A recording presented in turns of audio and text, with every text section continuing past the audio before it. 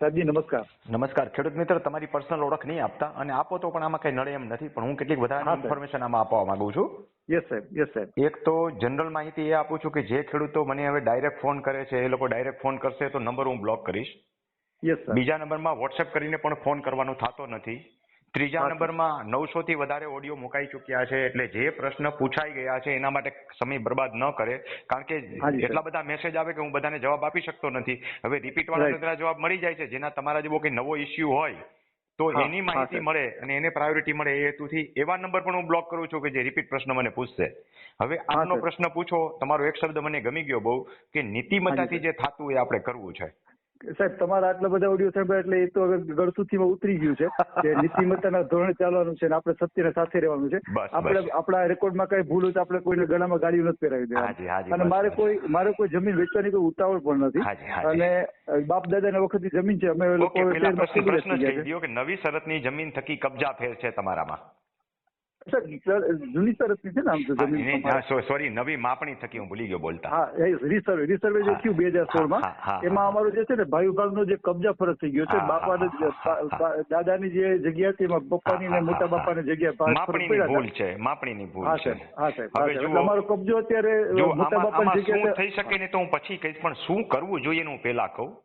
હાજી સાહેબ. હું બને ત્યાં સુધી સરકારની વિરોધમાં જવા માંગતો નથી, પણ જે સત્ય હોય ને એ કહેવું પડશે કે સરકાર સારો હેતુથી કરવા ગઈ હતી, પણ અતિ ખરાબ ખેડૂતોનું અહિત થઈ ગયું છે.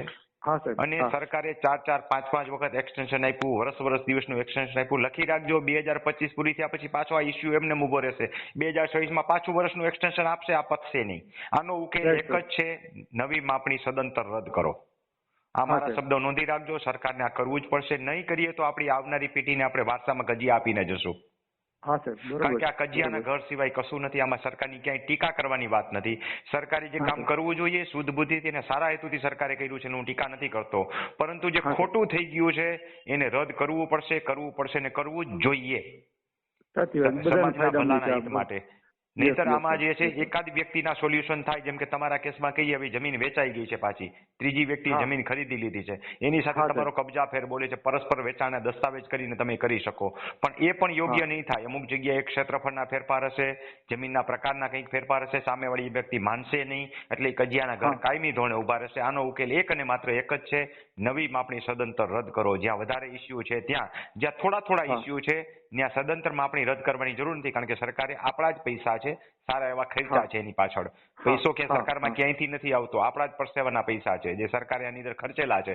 તો જે જગ્યાએ 5-10% આવા લોચા હોય ત્યાં સરકાર સુધારો કરે, અને જ્યાં 50%થી વધારે લોચાઓ છે એ બધી માપણીઓ રદ કરવી જોઈએ. રદ કરે.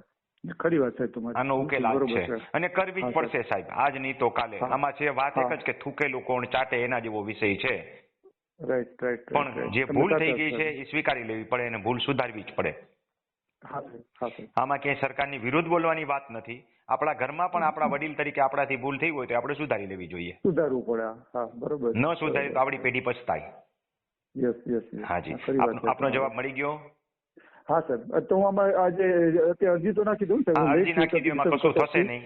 ગામે આ જ છે, અરજી નાખી દો, કશું થશે નહીં. તમારે કઈ વેચવી નથી એટલે ઉપાધિ કરવાની જરૂર પણ નથી. આનો ઉકેલ છેલ્લે હું તો કઉ છું એ જ યોગ્ય આવશે કદાચ. મને એવી ભગવાન ઉપર શ્રદ્ધા પણ છે અને ખબર પણ છે કે સત્યની રાહે આ જ થાય, અને જો અદાલત ઇન્વોલ્વ થશે તો પણ આ જ થશે કે નવી માપણી રદ કરો. હાજી, ભલે ભાઈ. થેન્ક યુ, ધન્યવાદ. આવજો.